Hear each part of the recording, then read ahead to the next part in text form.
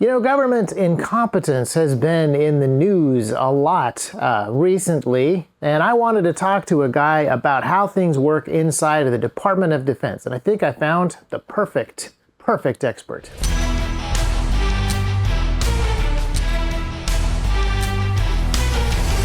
Welcome back to the T-Rex Talk podcast. I have a guest here today. In the last week, if I've timed this right, in the last week we talked a little bit about why big government tends to gravitate in kind of the wrong direction. And I mentioned that I wanted to try to talk to people from sort of inside. People who have good perspective on that. People from inside the blob, national security, like that kind of side of it. And today I'm very pleased to be talking to our guest. His name is Commander Salamander. This is obviously an anonymous name. If you're watching the podcast on video, you don't see his face because he must remain anonymous. But he has a fantastic podcast called Midrats, and he has a fantastic Substack. He has a fantastic newsletter that we'll link to in Substack. But that'll work. Commander, welcome to the show. Thank you very much. I appreciate the invitation and look forward to the conversation. I've been listening to your podcast for a while, as we have talked about before. Not quite as much recently, but I am fascinated by your perspective and the stuff that you write. You're a multifaceted individual, but there's an aspect of Big Navy that is interesting to me, and I think it'll be interesting to the T-Rex crowd. The T-Rex crowd is very interested in Second Amendment issues, light infantry stuff, squad-based stuff, and so obviously there is Big Army and there is Big Chair Force, but what is Big Navy like? You have certain requirements for some of the Navy vehicles that are just thousands of sailors to operate some of this machinery. Yeah, and that's interesting. You're talking about just the scale of things is, well, first of all, Big Navy, it's just like you said, it's like Big Army. It's inside a DOD. Their budgets are roughly the same, which is a bone of contention for myself and other folks, but we don't have to go down that rabbit hole.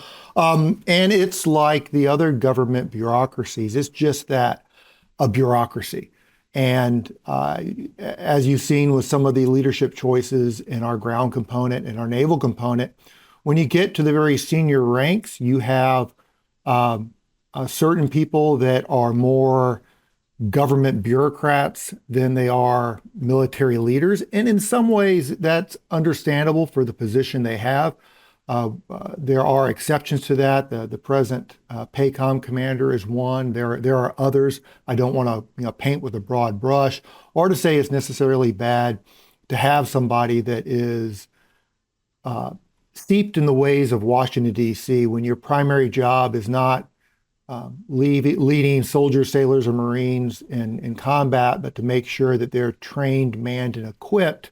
There's a skill set of knowing how to work with politicians, to work with budget people, to understand programs that is absolutely essential, and that is a certain subset. However, when you look at the degree of, lack of a better phrase, bloat, the systems that we have created ourselves, that often we act as if they were delivered on stone tablets from Mount Sinai, but actually they're human produced and signed into law and regulation procedures and processes that people can become slaves to.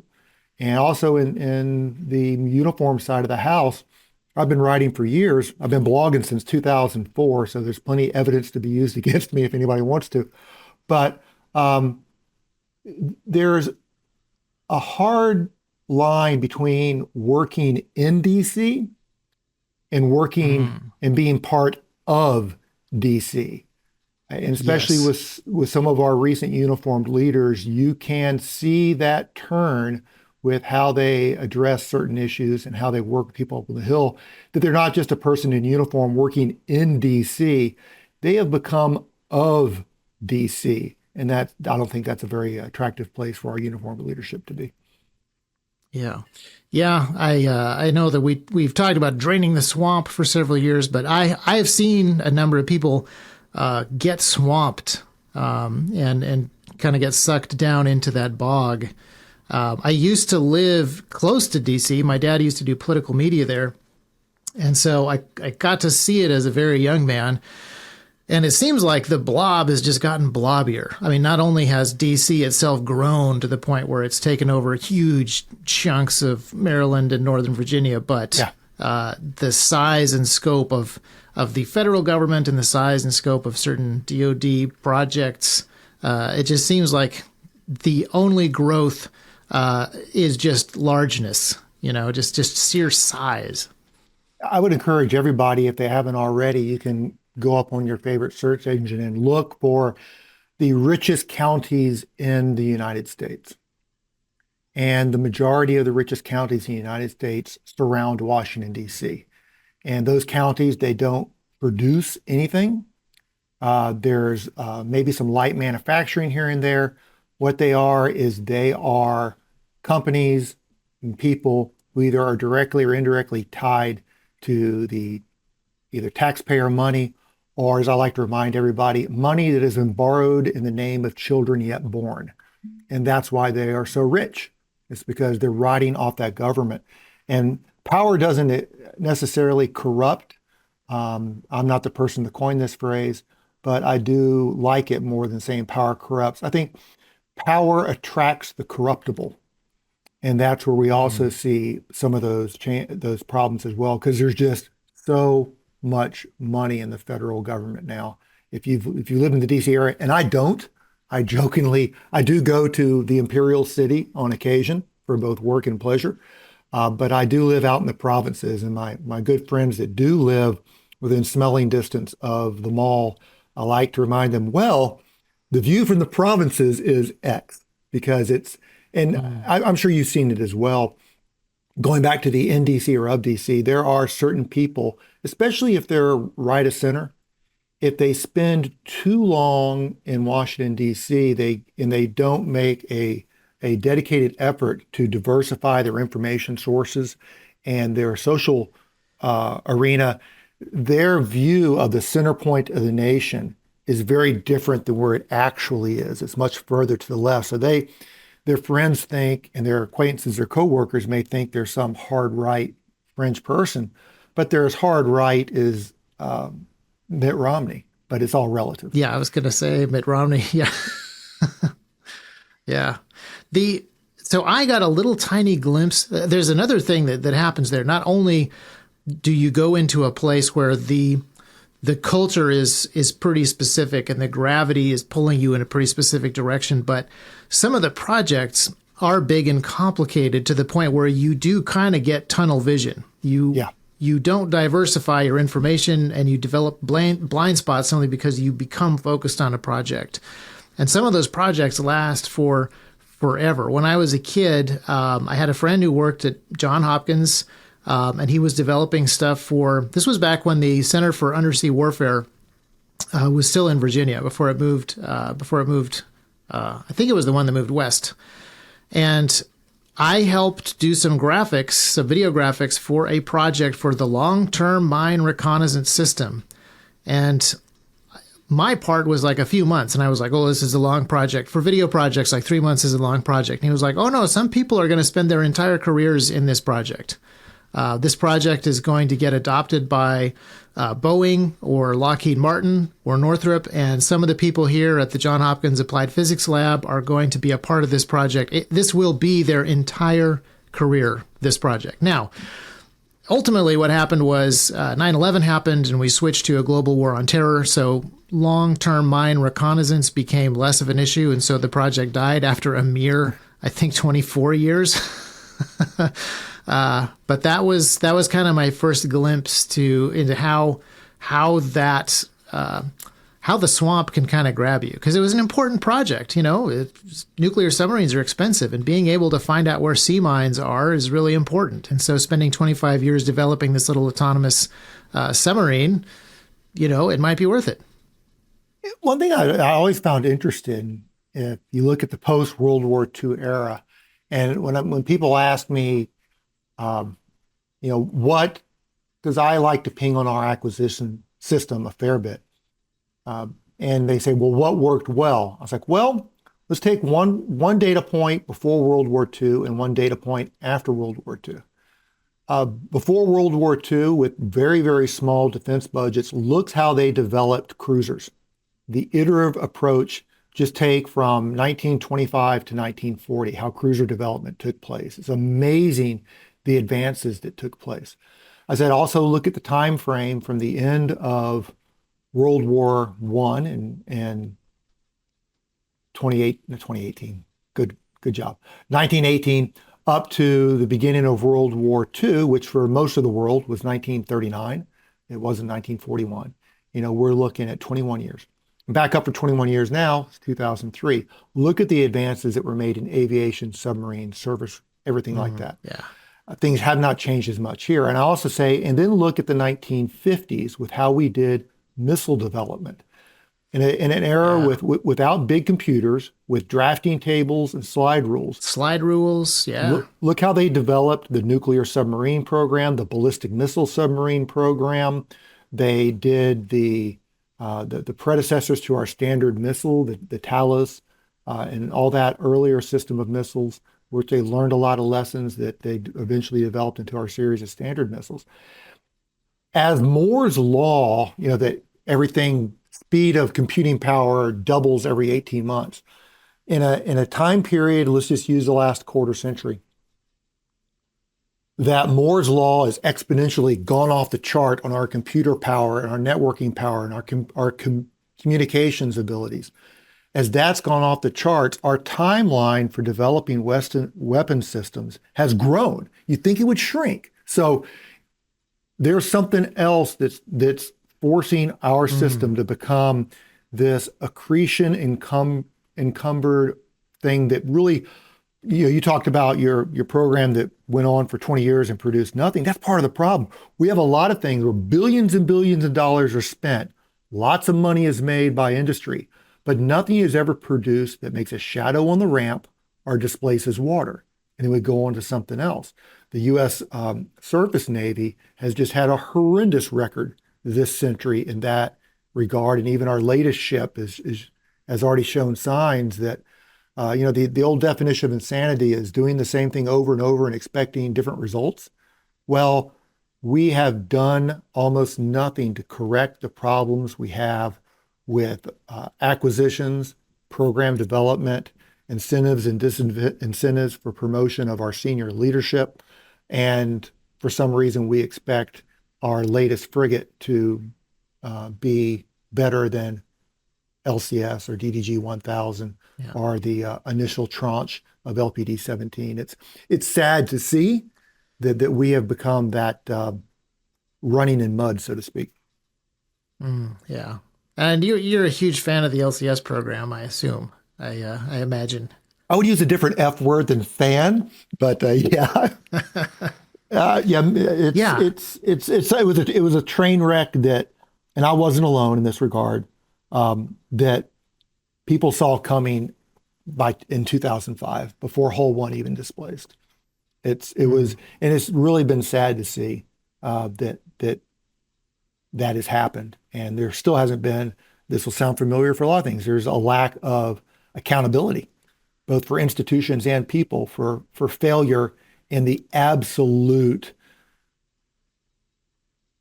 ridiculous waste of billions, tens of billions, hundreds of billions of dollars that could have been better invested elsewhere. Right. Or just never spent at all. Right. Yeah. I've heard a lot of talk about accountability, especially after the Afghanistan retreat, the pull out of Afghanistan.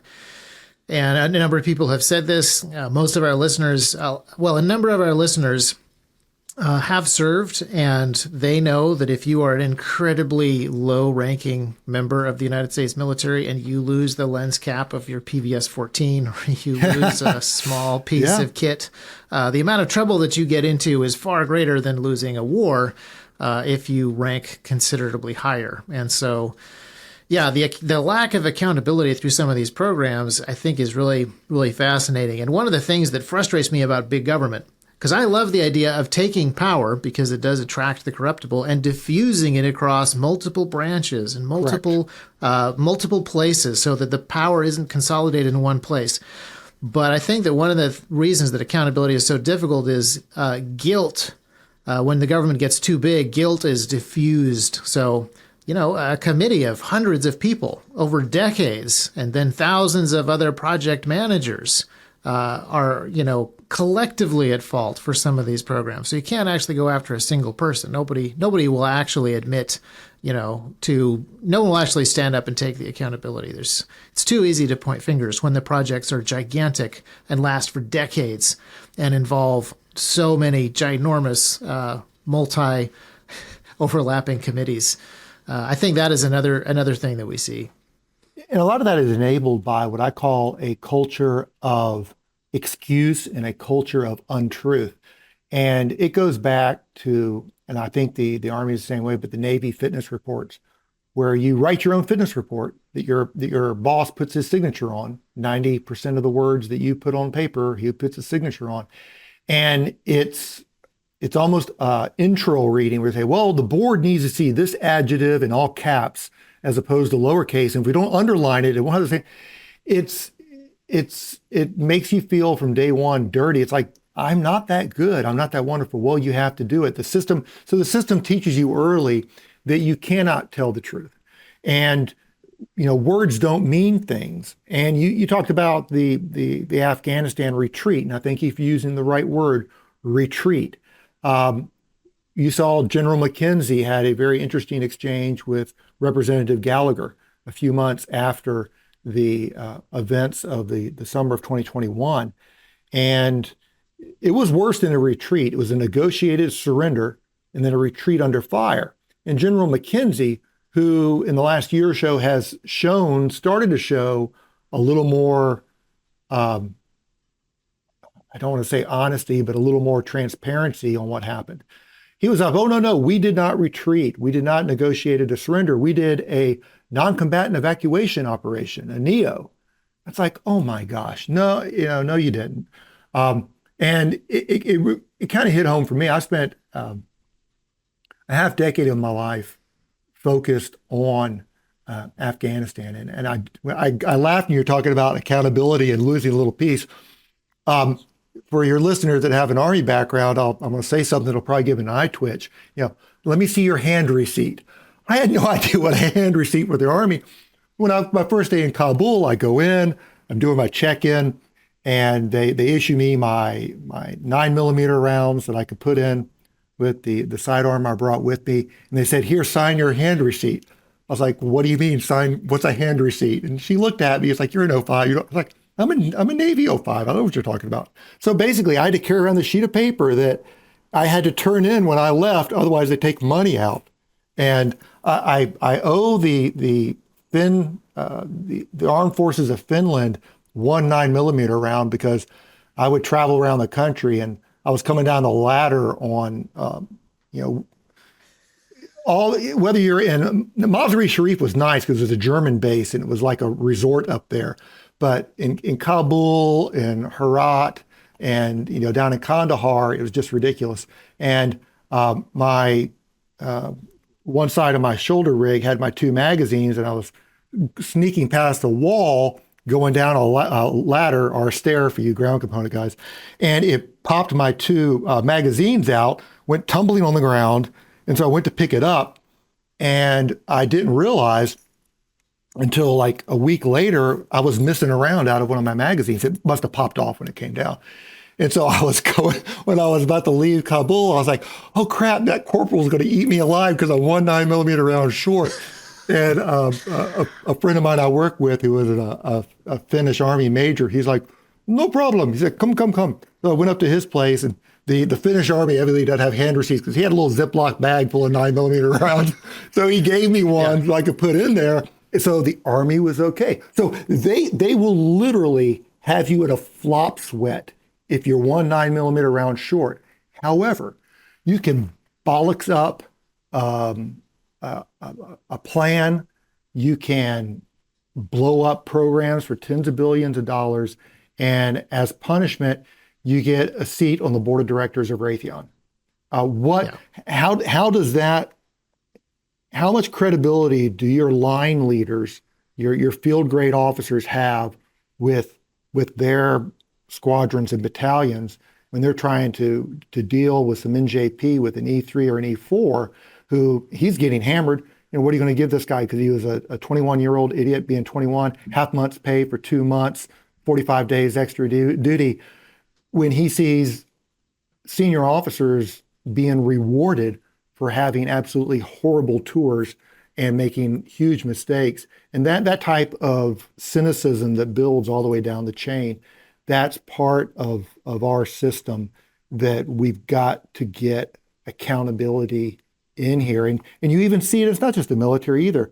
You look at the events of the last week with the head of the Secret Service, where she's talking about a 10-degree slope of a roof is what stopped them from doing the right thing.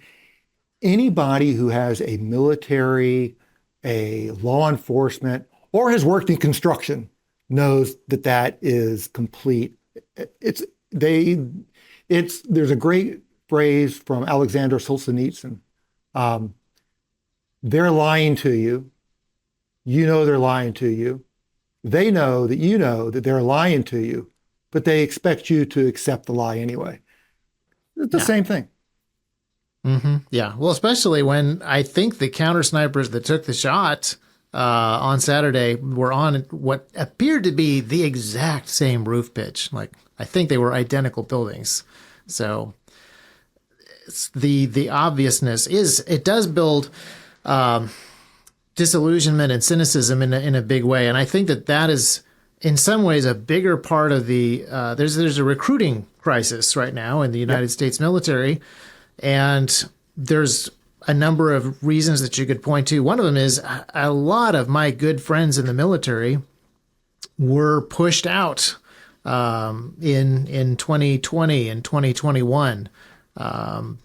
And a lot of us saw that and were very discouraged by that. But just this general feel that we see of the top brass get rewarded for mistakes, and it's the little guys that pay for it, makes it incredibly, it does make it incredibly unappealing to get into that system. Yeah, it's a story as old as time in many regards, but we are a representative republic. We're not a monarchy. We're not an empire. We don't have a feudal system. You expect better, and people have a right to expect better. Of course, it goes back to one of my favorite word in the English language: why? Why do we have this system? Why do we allow this to be? And answering that question can take you to some pretty dark and cynical ways. And you mentioned the issue with I don't know whether you said the V word, but I'll say it. The vaccination issue. There was a very interesting testimony up on the Hill a few months ago where they invited those people that were involuntarily separated to come back in. And I think they had single digits of people said, yeah, I want to come back in. Because when you get treated the way that those people were, it changes your view of things. There's also a video out there that took place at the Naval Academy. I think it was in 2022, where they had Q&A, and one of the midshipmen got up and asked a very respectful, a very even question about the issue. And they basically told him, well, why don't you come and talk to the commandant one-on-one? I'm not going to answer that in public. That's not what leaders do. Leaders address, right. If you ask your soldiers, sailors, airmen, and Marine, ask me a question, and they ask you a fair question in a respectful manner on a legitimate topic that there is an answer to, you don't respond with an intimidating answer and then tell everybody what a great leader you are. That's not how it works, but that's how it's being practiced. And it's unfortunate. Yeah. And it is discouraging to sort of the future of the Navy. And I can see a little bit here at T-Rex, we've talked several times about building a citizens defense industry. And when you're talking about the infantry, that is just a real simple, easy concept. It looks exactly like, your light infantry companies that organized in 1776. Like, you have some warfighting capability at the infantry level that you own yourself, and you're friends with your neighbors, and you can do light infantry stuff in your county because you know the terrain. That part of national defense feels like it's pretty easy to operate at a lower scale level. You can purchase mil-spec gear, or, you can purchase much better than mil-spec gear. That seems really straightforward, doing squad level stuff, small unit stuff. It kind of depends on how many friends you have. You can buy night vision. You can buy body armor. You can buy all this stuff. You can train. You can practice. But when you look at some of the bigger, more complicated military hardware, and particularly you look at naval operations, it becomes an entirely different problem to solve. It isn't, my local county could field a fair amount of foot soldiers, because there's a whole bunch of country boys out here who are good shooters and good hikers and good hunters, but we could not have a volunteer battleship or cruiser, partly because we're landlocked, but also just like, I don't know that our county or our neighborhood could do that in the way that we could do some of the other ground defense stuff. So in some ways, I see a little bit of the national defense problem sort of solving itself as people just say, well, I will take these responsibilities and I'll just bring them a little closer to home.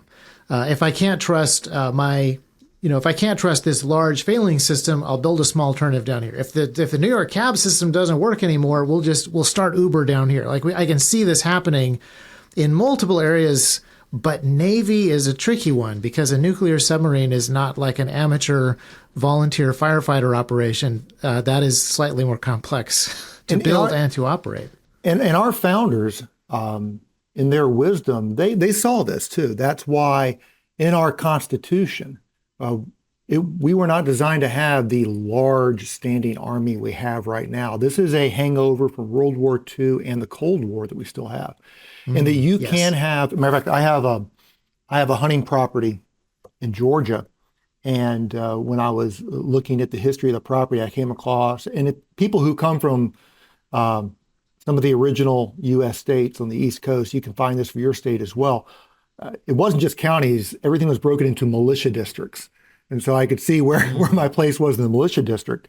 And we actually saw this in modern times with some of the reaction of neighborhoods around Kiev, whatever we're calling it this week, during the Russian invasion as well. But they knew that you could take militia, and like we did before World War I and World War II, in what we now call National Guard units, and you can get them up to speed with an appropriate mobilization time. And our nation is blessed with wonderful geography. We do not have significant threats to the north and the south that require large standing armies. Especially now, we have friends and allies who we are obligated to defend, who are rich and they can do their land component. But where is our both geographically designed, constitutionally mandated, and strategic advantage? That is in maritime, and now with technology, aerospace power. When you go to war, in a naval war, you go to war with the Navy you have, and hopefully the Navy you're building. That there was, for those that study World War II history, there was a crisis in late 42, early 43, where we were running out of ships. But luckily, in 1936, they had an incredible, and they followed up in 37, 38, 39, but it started in 36, a huge shipbuilding program. And so those ships that were funded in 36 were being commissioned in 42 and getting ready for deployed in 43. The Japanese just did not have the industrial capacity to do that. And so navies you cannot create overnight. And as you mentioned, I think in the, maybe earlier on the show or maybe in the pre-show, the Navy is manpower intensive. For those that have watched the events on the Red Sea, plus or minus 300 people on a destroyer. When you have an air wing on an aircraft carrier, that's 5,000 people. A friend of mine, Brian McGrath, and others, one thing that we hit on occasion when we try to talk to people, Brian and I had a fun conversation. We go, really? That's the same thing I say. Is should we ever have to go to war with the People's Republic of China and sail west of the international date line? Uh, the American public and our leadership needs to understand that in the first few months of whatever war takes place, once we go west of the international date line, we are going to have a welcoming committee that's going, nobody has seen almost in living memory. We don't have many World War II people yet. You will see, I think within the first few weeks to months, we'll lose at least two large deck aircraft carriers, equal number of large deck amphibs, probably a submarine or two. There's probably mines, which you'll appreciate. Um, who knows how many aircraft, a few destroyers. So we're talking, if we're lucky, somewhere between 3,000 to 10,000 dead, just from the Navy side of the house.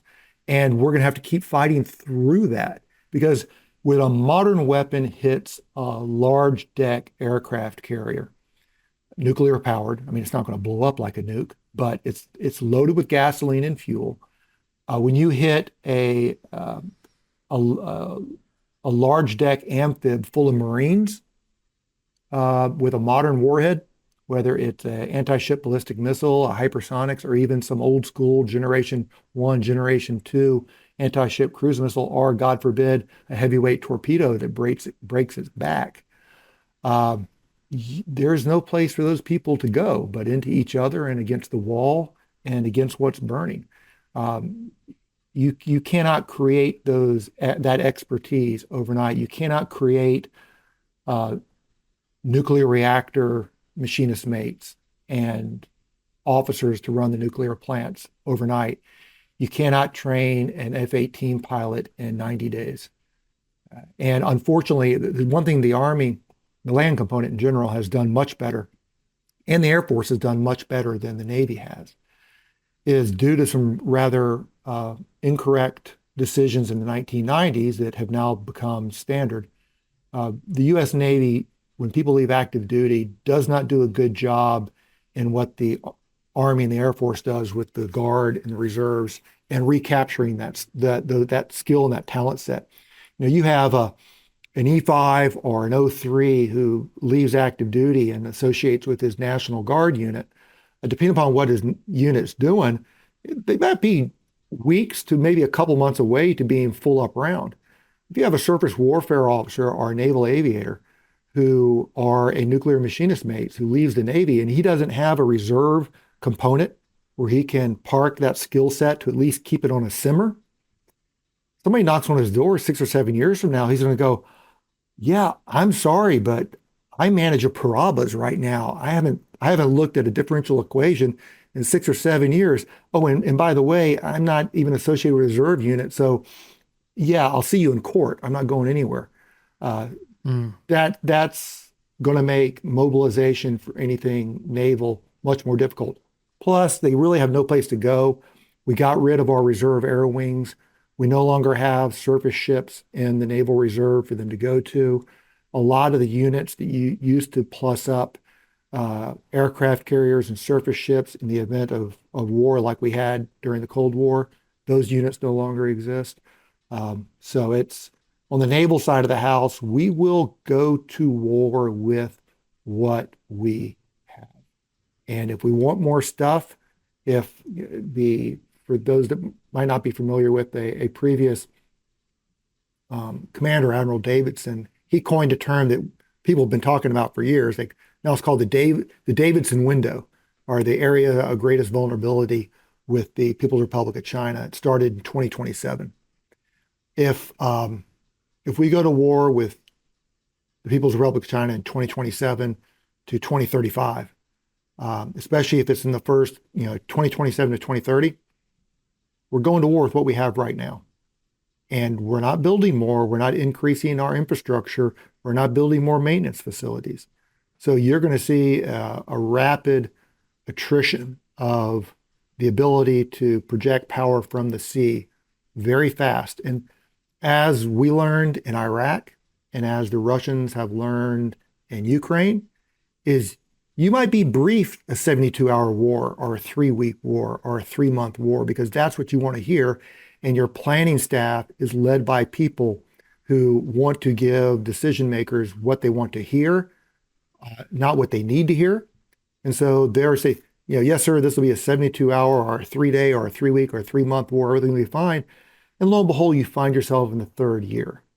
And there is in the naval side of the house, a lot of your listeners may not be aware of it, but there has been around for quite a while an argument of deterrence by punishment or deterrence by denial. And those same people will argue about a 72-hour war where they want to create the situation where we look so powerful. If anybody wants to go to war, that they will think that we'll be able to do so much damage to them in the first 72 hours that the war will never stop. Well, that's a lot of projection. The Chinese culture is by an order of magnitude, literally an order of magnitude older than the American mindset. They do not think like we do. They don't think better. They don't think worse. They think different. And if you think that the Chinese leadership, who even more than the Russians, have a culture that's able to absorb tremendous amounts of misery and continue going, if you think they're going to react to the same incentives and disincentives that our military and political leadership is, you're insane. And if we're designing our military to fight for 72 hours and then scare everybody to death, well, what happens when that assumption fails? If you prepare for a 72-hour war, you will lose a 72-month war. If you prepare for a 72-month war, you'll never have a 72-hour war because you will deter people from attacking you so much. There's a reason why Portugal never invaded Spain, because Spain was just bigger and meaner than Portugal. So that's one of the when people look at the strategic level, things that scare me to death is there are smart people. They mean well. They're not bad people. They're just wrong, but they have the ears of people with hands on levers of power and influence, and they're convincing people to make decisions that is setting our nation up for defeat should conflict take place west of the international date line. Mm. Yeah, and the incentives and disincentives you mentioned, our current NatSec crowd have a completely different understanding of incentives and disincentives, and you can see that it's becoming really politically correct. I forget who it was who was talking about this, but we're not allowed to talk about Islamic extremism anymore inside of certain departments and certain agencies, which is crazy because we're not talking about Barbary pirates history. We're talking about a few years ago history. We spent billions of dollars fighting Islamic extremism. We fought a 20-year war, and it was, this was okay to talk about. And everybody who has been doing that 20 years of GWAT remembers very clearly what we were doing, who we were fighting, and we spent a lot of blood and treasure on that, and now it isn't even a phrase that can be mentioned anymore. So, yeah, the level to which I think our incentives and disincentives are out of step from other people's is, just incomprehensible. Well, and I saw that it really started to turn. About 2007 is when I saw people really starting to push back on, 6 years after 9/11, I guess, people started to lose their stomach for the argument. And that was also when the politically correct stuff really started getting bad. That's when I saw the first big pushback against people speaking clearly. And it's infinitely worse now. And it feeds into that culture of untruth, the culture of not being able to speak clearly and honestly. And some of the people that will speak the most about Islamic extremism are Muslims. I grew up around Iranians who are Shia, and everybody talks bad about the Islamic Republic. Well, one of the largest Iranian cities in the world is Los Angeles. We don't have a problem with Shia extremism in California or Los Angeles. They're great Americans, but they're here for a reason. Just like the parents of the people I grew up with were here for a reason, because they did not want to live under an Islamic extremist government in Iran, and they'll be the first ones to tell you that. The secular Sunnis are the same about Al-Qaeda. And it's very, I think it's very patronizing. For instance, there are Christian fundamentalists. There are, if you've been to, or you look at Myanmar, Burma, whatever you want to call it this week, they have Buddhist extremists. You pick it, there are going to be extremists, but you have to be able to call things by clear words in order to be able to address the problem. And that is where the socio-political trends of domestic politics have been injected into our military, and our uniformed leadership has either been selected for or has made the decision that they will be fully on board with domestic political issues. The previous chief of naval operations, he got up in front of Congress and vociferously defended Ibram X. Kendi, who is a red and tooth and claw racist, who's luckily getting his comeuppance at last, because he had bought into that. For those that aren't familiar with it, he actually had Kendi's book on a reading list. And finally, the pushback got so bad, he had to take it off the reading list. But that was after he got up in Congress and expended what little institutional capital he had up there defending somebody like Ibram X. Kendi, who I'd be very interested to know how that guy is directly related to training, mating, and equipping a naval force that is ready to address the world's largest navy, which is the People's Republic of China, has the largest navy, not the U.S. Navy, the world's largest population. Well, I think India actually has them by 100 million now. And a not too shabby economy either. But that's we're starting to get some pushback there, which I think is good. And I think good people can disagree about how to approach some of the socio-cultural issues in our larger society, in the military. But you have to be able to have the discussions in good faith, not you will listen to my opinion, and if you differ from it, I'm going to cut you into 10 pieces. And there's a difference between looking at socio-cultural issues and socio-political issues. And unfortunately, we have people who have trouble understanding the difference between the two and keeping that firewall there. Right. And the thing that was particularly, I think, frustrating or concerning to me is we changed the way that we talked about Islamic extremism, starting in 2007, as you said, and but we kept drone striking people. So it was like, we're going to be kinder and gentler with our words. We're going to be less precise. We're going to be less careful with our words. But we're still killing people, and that's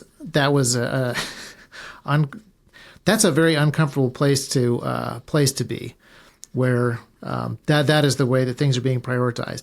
Now, I personally believe that this culture of not telling the truth, whether it is lying or whether it is completely abdicating a position of clearly speaking the truth, is solved by speaking the truth.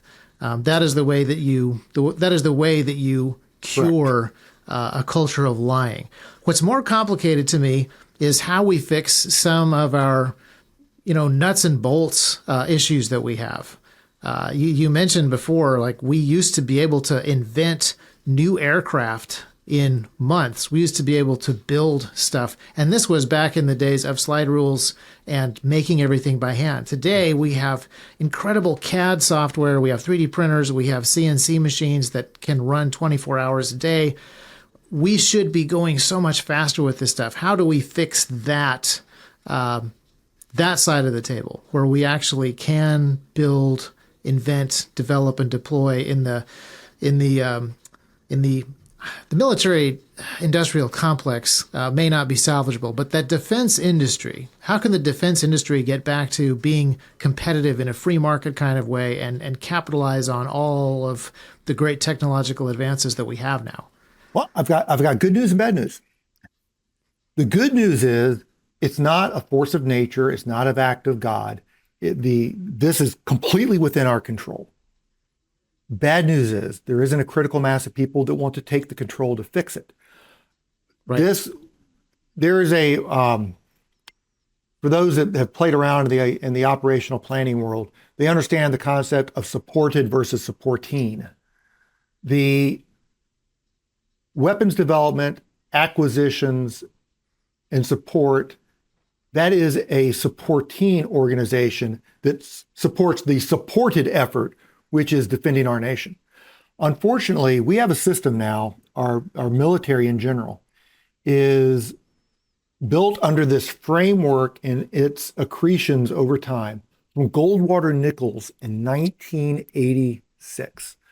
A lot of people in the audience weren't even born in there, I would dare say, or were going around in diapers. Me, I was bar hopping in college in 1986.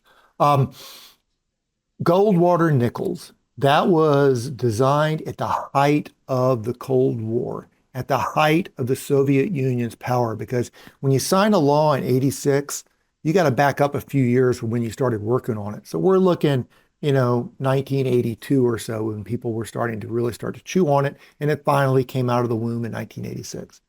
We also, as a byproduct that came with that, it's this whole concept of jointness. Everything must be joint.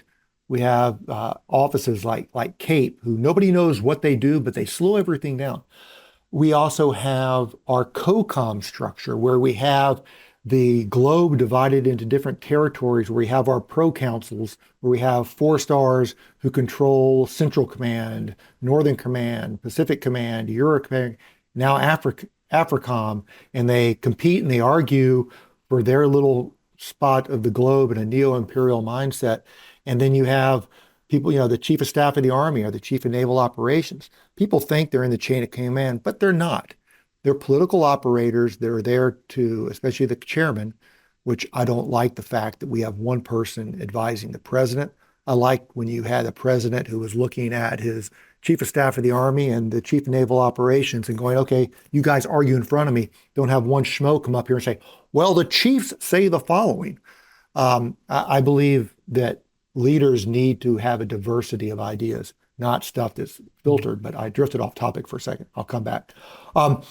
So we have the joint structure, we have our COCOMs, we have our Goldwater Nichols, and we have this acquisition system that has come around it that has its own set of rules that drives the equation. I have a perfect example of that.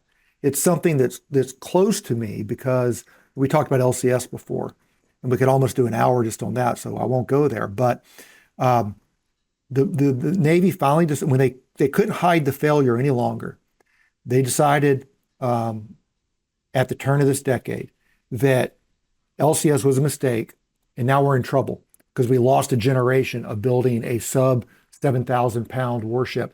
So we need to build a frigate. We don't have time to design a new frigate. So we're going to go find an existing frigate design, a Euro frigate. The Europeans make great frigates. And we're going to take that. It was the Franco-Italian FREM. We're going to have 85% commonality. And we're going to build it here. And then maybe later when we have time, we'll design our own future frigate. So we got the design in, 85%, the Italians and the French building 2 or 3 or 4 different versions of this, some specialized for one mission area, one general purpose. Well, we took that and we stuck that inside of our Rube Goldberg device of an acquisition system. Now it's no longer 85% compatible, it's 15% compatible. They're making changes as Hull 1 is being built. It's the development line has slid to the right 3 years. The design's not finalized. Its cost is going through the roof because we gave the same people who screwed up the previous generation of warships the next generation of warships. And the fact that anybody is shocked that we're having a different result because our leadership decided that they're going to agree with the bureaucracy that they were going to support the acquisition systems, not the acquisition systems in the program office supporting our national defense. Along the way, nobody made the call, listen, I know that we have stricter requirements on things such as damage control than the Europeans. I know we have different requirements about this and that. Okay, let's fix those on tranche 2 or flight 2 of the program, but we need to get holes in the water now. If the French and the Italians can go to war with a warship, we can do it as well. It'll go to war better than LCS. We can fix the problems later, but let's get holes in the water now. They didn't do that. They said, we're not going to, we need the good 10 years ago. No, we want the perfect. And we may not even get the perfect. There's already talk about canceling the Constellation frigate program, which that just, it turns a nightmare into something that's almost unbearable. Yeah. Yeah, it's interesting to watch. And again, it just feels like bureaucracy ruins everything that it touches. Bad bureaucracy. And again, sorry, say that again. No, I said bad bureaucracy does. Bureaucracy is necessary. Yeah. And good. But the whole key about a bureaucracy is you cannot allow a system to exist where the bureaucracy becomes self-sustaining, self-disciplining, self-modifying, absent of good, what we used to call back in the day, intrusive leadership. And when the bureaucracy gets so large that its ostensive leaders do not have the ability to control it, then you've got a problem that you might need to look at. Okay, we need a root and branch. And I've been saying this for years. The solution isn't the Pentagon. For the Navy solution, it's not an OPNAV that works for the CNO. Congress has got to step up to the plate. And unfortunately, and there are other members of Congress and people in the Senate who understand this, but there were 2 members, and I'll be bipartisan about this, who understood this problem and who were working on this. Former Representative Elaine Luria of Virginia, who was not reelected in 2022, so we lost her on the Democrat side of the House. And of course, Representative Mike Gallagher, he is stepping down when his term expires this year. And there are other people who should be able to step into that void, but you need a critical mass. And if you need 10 people and you have 6, and then you wake up in the morning and now you have 4, well, you've got to gild up 6 again before you can get to 8 again. So I don't, unfortunately, I hate to be Miss Mary Darkcloud here, but I don't see the congressional appetite or leadership to be able to make this change. And so we are kind of stuck with what we have for a while. Yeah. Well, we can continue to work on improving the, I would say, the appetite for telling the truth. Yes. In other areas, every area that we can, and try to get that back to being not the exception, but the rule. But there, across the board, there's so much house cleaning, I think, that needs to be done inside of that blob, because our bureaucracies have become very self-sustaining. There's 24 million people employed by U.S. or state governments right now, and it's pretty unmanageable at that scale. You know, the 800, and again, this will require Congress, and unfortunately, the nation did not listen to FDR, and we allowed public sector unions who have it's amazing. The taxpayer gives the government money.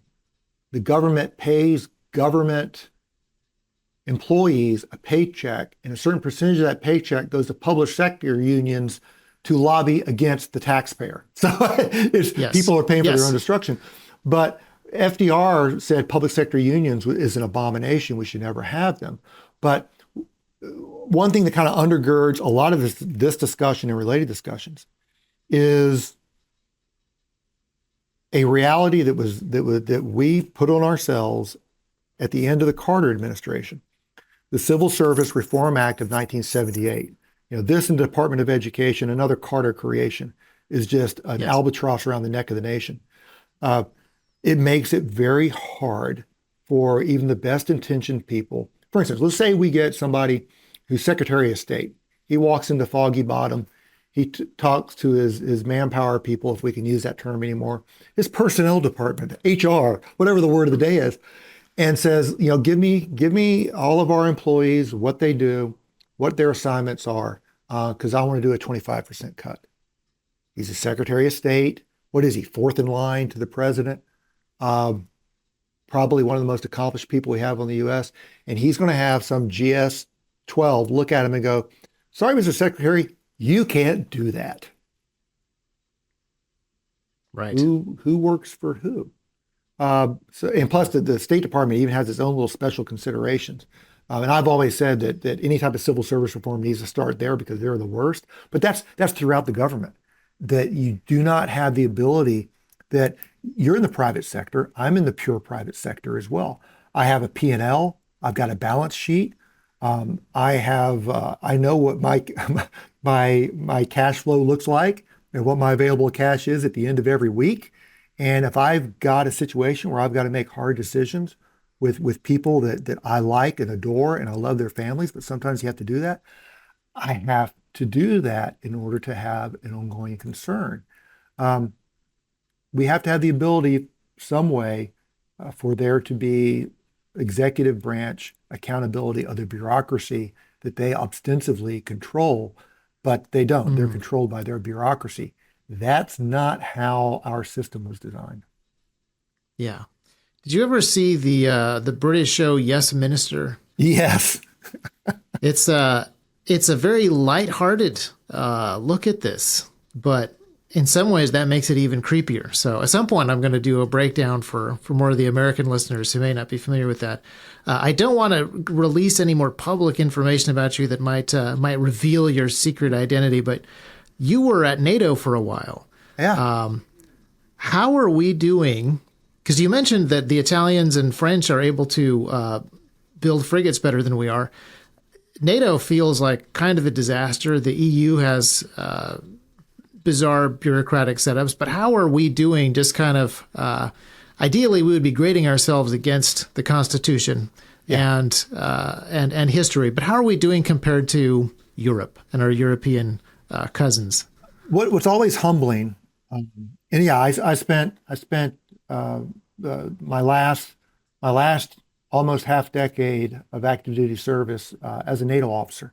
I absolutely loved the work that I did. I have great respect for our NATO officers and also the Partnership for Peace. So I got to work with now they're now in NATO, but at the time they weren't.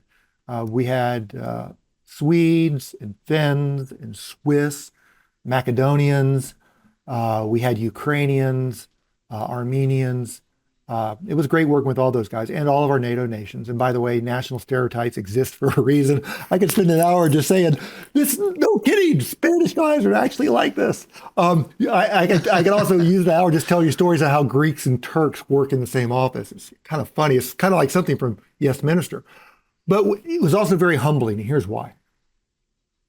You look at nations such as Denmark, a population of 5.5 million. I live in the free state of Florida. We have 22 million souls here. We're, 5 times 4 is 20. We're, 5 times larger than Denmark. Denmark builds some great warships. The Netherlands has a population plus or minus a couple of million of what the free state of Florida has. They build great warships. The Italians and the French, a little bit bigger, size of what? Texas. Italy's a little bit bigger than that. They build great ships. We have a population of 330 million, and at least this week have the world's largest economy. And we cannot build ships like they do. They have, and I on my podcast, when I have people acknowledge, matter of fact, this upcoming Sunday, Jeremy Strohs is coming on again. We're going to be talking about European issues and with his latest book. But I asked him about that. What are we missing? It's a little bit of institutional culture. It's proper stewardship by both politicians and industry. They do a little bit of subsidies, maybe. they protect their industries, and you got to respect them Mm. for that. The European military people, on an individual basis, they are as good, if not better, than their American counterparts. A couple of nations have some challenges, but on an individual basis, they're great people. They're woefully underfunded. Some of them, we tried to get them to go to Afghanistan, but hey, you've got two squadrons of rotary wing. We just need to move cargo along. Can y'all deploy in July of 2007? They go, we don't know how to deploy because they don't know how to leave their base. Uh, Woefully underfunded. They have we think we have some politicians that are hostile to military. Oh boy, do they have some very hostile military. You've got some cultural issues. You have some nations that are interchangeable with us on a unit basis. Again, the Danes, the Brits, the Dutch, the Estonians, the Poles, especially now that they've got some better kit. There are some great professionals with NATO. It's interesting you mentioned EU. EU also has a military structure, and we tried to work with them a little bit, but it's kind of like the EU itself. It wants to talk. It doesn't want to do anything. And they're so laden with national caveats and restrictive rules of engagement about all they can do is some of your listeners probably spent time at the NATO base in Western Afghanistan and Herat that was jointly run for most of the time by the Italians and the Spanish. They had great DFACs. They had great, no kidding, restaurants. You could violate General Order Number 1 there and drink yourself silly if you wanted to. But they didn't quite do much. But that's not the fault of the individuals there. That's the fault of their government. And that's the big problem with NATO. But you could almost break NATO into three different blocks now. You've got the former Soviet republics and former members of the Warsaw Pact that have all, I don't know if they've seen Jesus, but they've seen something in the last 3 years.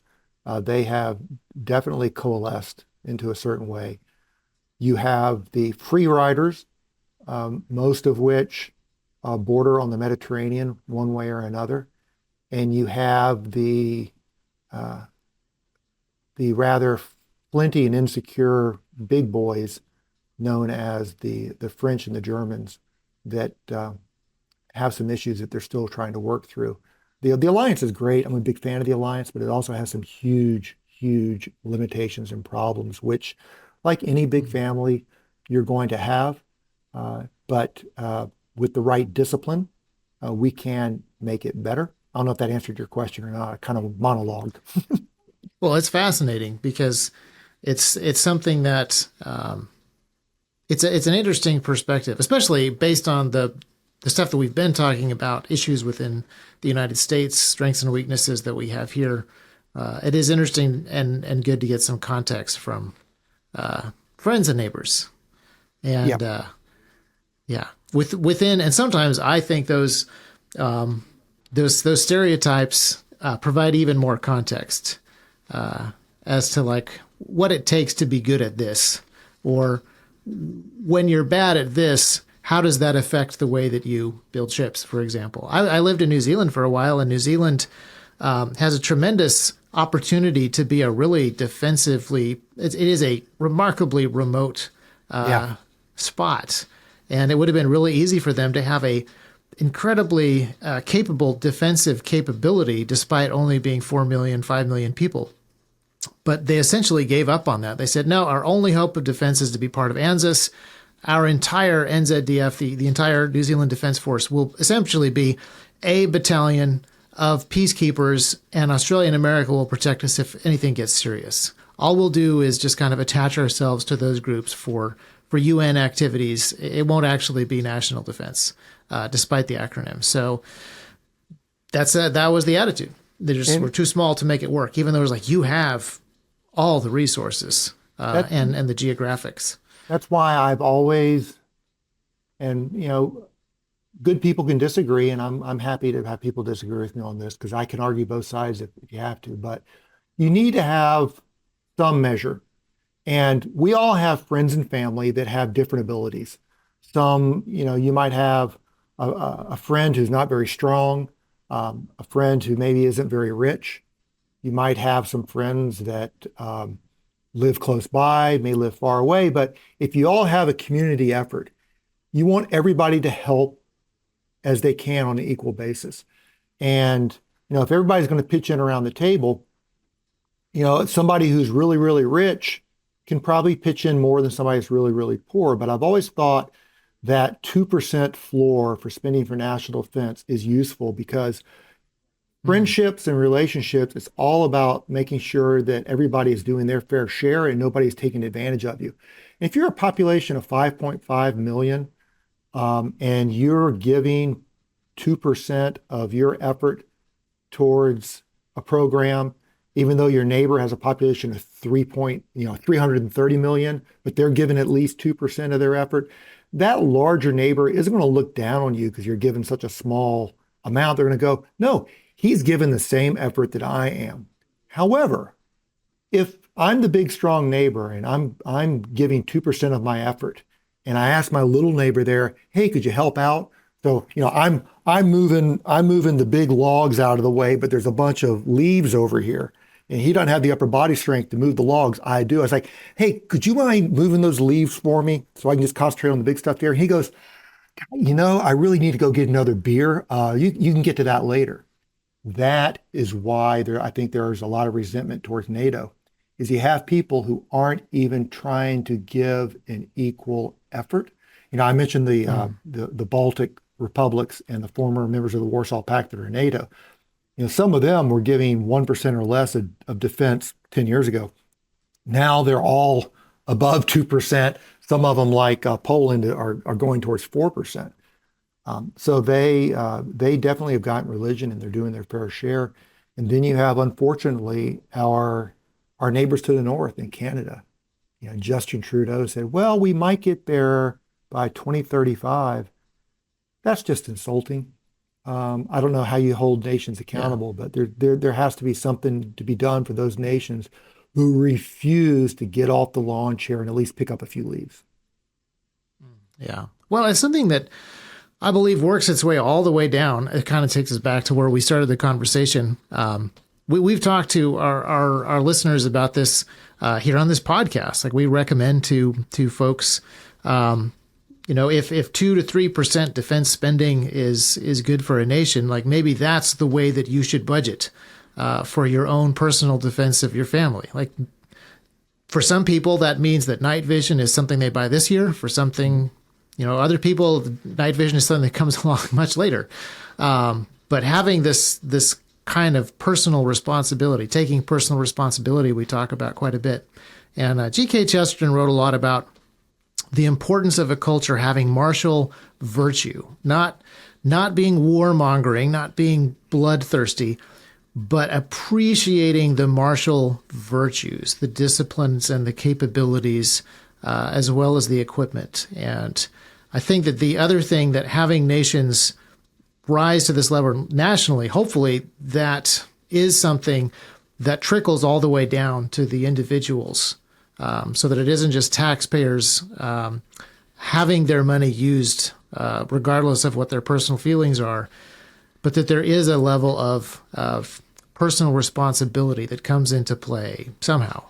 Yep. And it's funny about neighborhoods and organizing. Like I said, I live in the free state of Florida, and I was born and raised here. I grew up with hurricanes, and I've been through some interesting ones. And I have lots of family in Mississippi and Louisiana as well. And one of my favorite stories about that is, the old cliche that when seconds matter, the police will be there in 10 minutes. Well, when Katrina hit New Orleans, the police were actually seen doing some of the looting, and you couldn't pick up the phone and call the police because the cell phone towers were down and the phone lines were shot. But as New Orleans descended into something from Dawn of the Dead, the Garden District neighborhoods, they set up their own roadblocks. And the folks went out and took the gun from underneath the bed, and they said, "Hey, Fred, me and George over here and his son, we'll get this side of the street until 8 o'clock. If you could come relieve us, we're going to go get some chow, and we'll come back and relieve you at noon, and we'll see if we can get some other people to take a watch."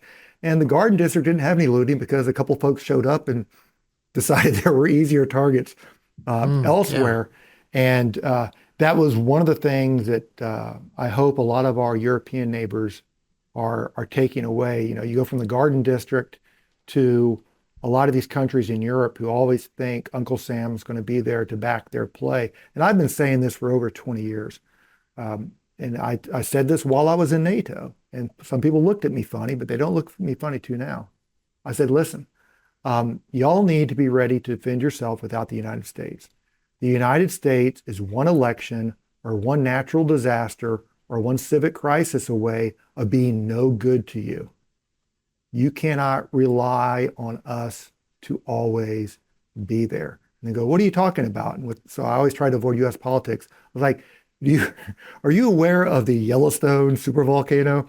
Are you aware of the San Andreas Fault?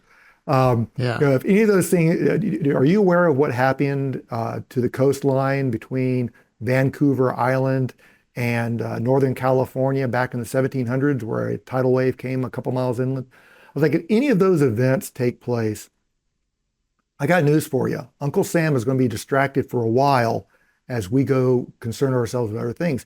If we wind up getting involved in a Great Pacific War, we're going to be barely able to hold our own there. If something happens in Europe, it's all on you. We'll see you in a few years. We might send you a couple of squadrons of cargo airplanes, maybe not, for the boneyards, but you're on your own. You need to be ready for that.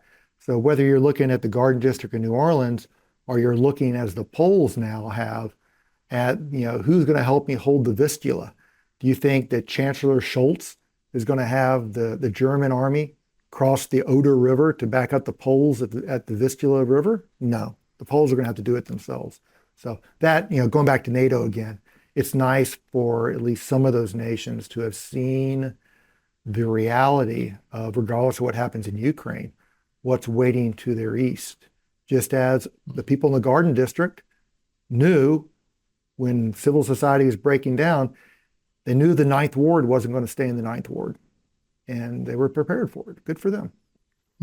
Yeah. And it's easy to forget if you've grown up in the last part of the 20th century, but the peace and tranquility is not the norm.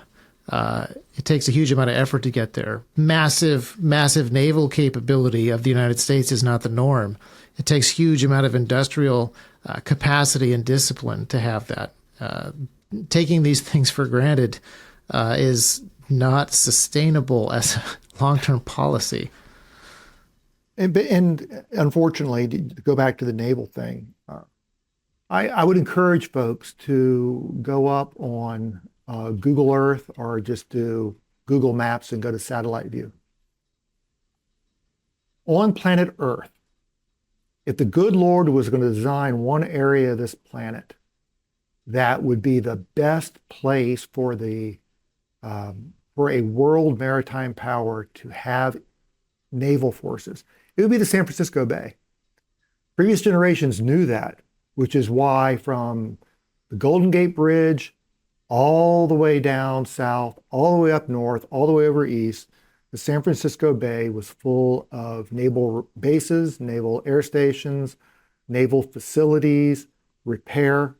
After the end of the Cold War, the political and business and financial people in this country totally divested of the legacy that our ancestors, before the world wars even existed, had invested in the most blessed area possible for naval power. And all that's gone. And you're not, barring a Congress that doesn't exist, that can do eminent domain in a state of California that no longer exists. There's no way to claw that back. There's no way that you can effectively take what is now owned by a Chinese company, what used to be Long Beach Naval Station out in LA as well to bring that back.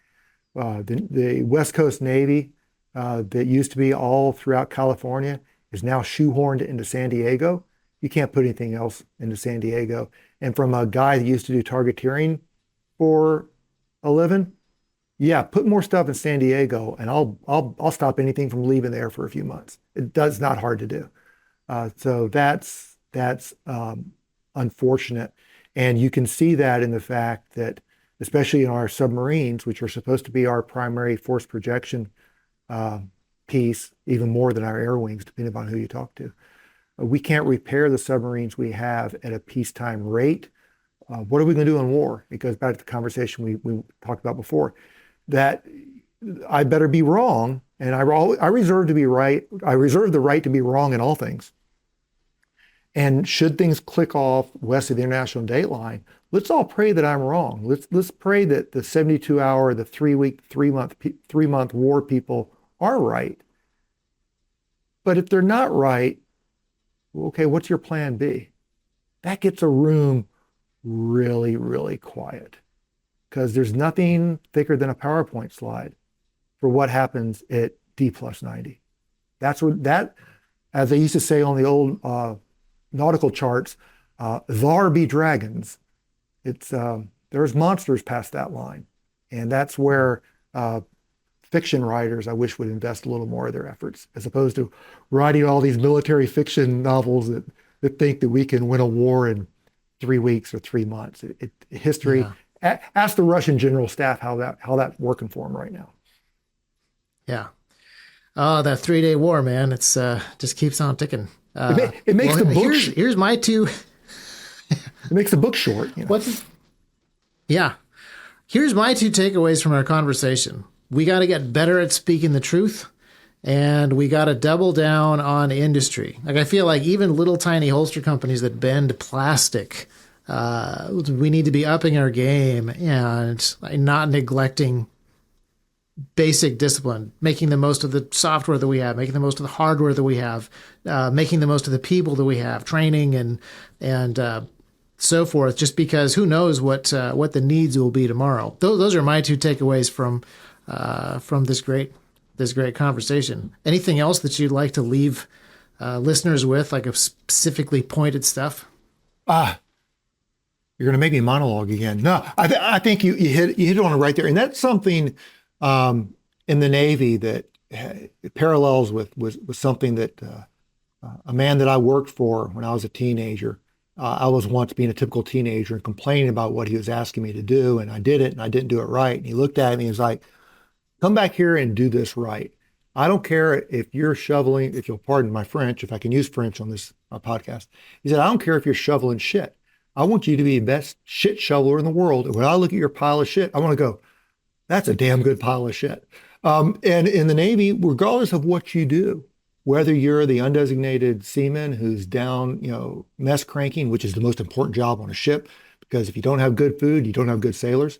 If you're a radar operator, if you're a machinist mate, if you're a bosun topside doing preservation work, if you're the admin officer, if you're a yeoman working on people's end of tour boards, every word has to be spelled right. It's got to be presented correctly. There was a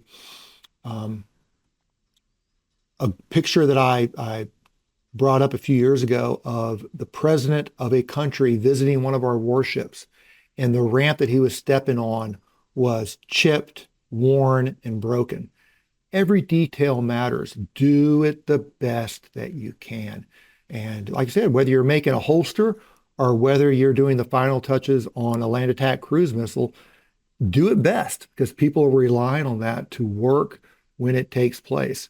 And it's not just, you're not just doing it for you, you're doing it for the people down the line that are going to rely on that product to perform as they need it to perform.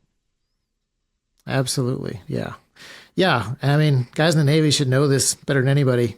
You can't just be like, boy, I'm glad the hole's on his side of the ship. Like, that is not a good option. Yeah, that's good. Sucks to be you. No, actually, it sucks to be all of us. Yeah.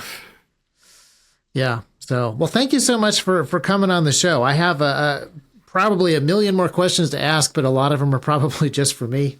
May not actually be that interesting for the folks listening, but I really appreciate your time and the work that you're continuing to do, writing and podcasting for the folks who are interested in getting deeper into the weeds and deeper behind the curtains on stuff. I will link to those things in the show description, and yeah, highly recommend your Substack newsletter.